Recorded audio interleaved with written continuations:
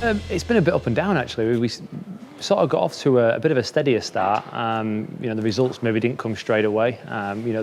We had the opening win, but it was more of it was by default. There's no doubt about it. Lorican had won that race. Everyone's had a bit of a strange season. Someone could be running away with it, but nobody is. I think the way the championship's changed now from when I did it a few years ago. Yeah, the reverse grids kind of changed this championship a little bit. When I did it before, it was kind of used to qualify and go off the front in both races. Now you can have one good one, one bad one, or one average one, and everyone's having the same thing. And it just means that you can't accrue the points like you used to. The championship's very, very close. It's been an up and down season, but Croft, I hope, was a turning point for us. We were very, very strong for speed, and that's what's really important.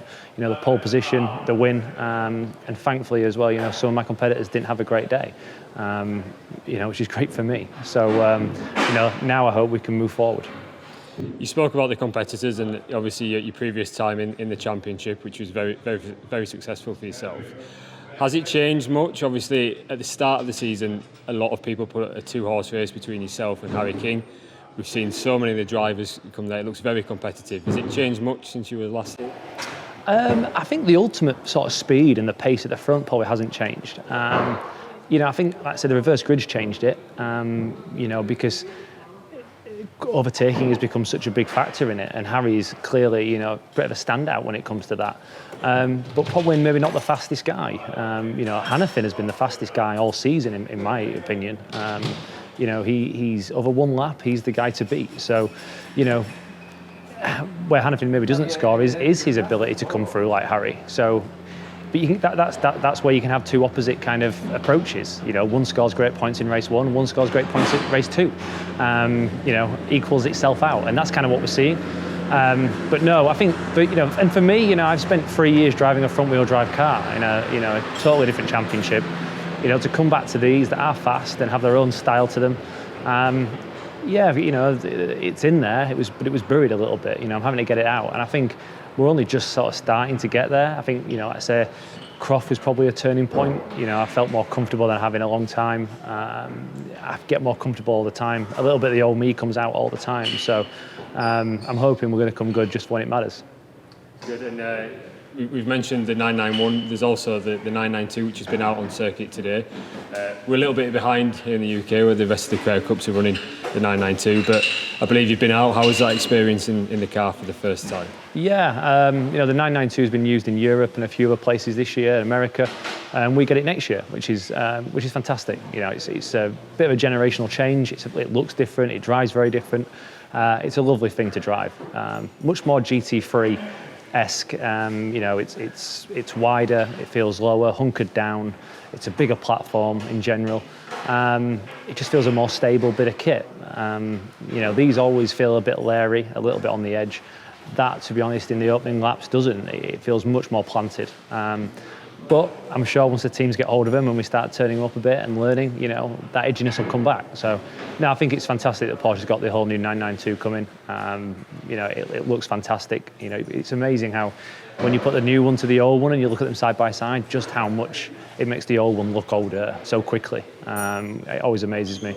But no, enjoyed a few laps this morning. I'd like a few more laps this afternoon if I can twist their arm. And then we'll see. When it comes to the UK next year, I think the fans will love it. And final few questions. What is the future like for Dan Cammish? Obviously, been in the touring cars. Would it be returned to touring cars? Do you want to climb that Porsche ladder and go back into the Super Cup and progress that way? What would you prefer to do? It's a tough one. And I'll be honest with you, I'm not really... still sort of talking about it with my family and people that advise me every day about what we think is the right thing to do. Touring cars is no doubt the biggest championship you can race in the UK, and if you are going to race in the UK and that's what you want to do, there's nowhere else to be but British touring cars.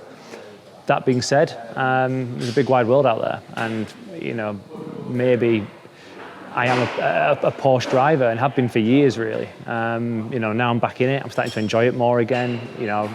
I look at the new car and I think, God, I quite fancy a go at this. So back into Super Cup, is an option.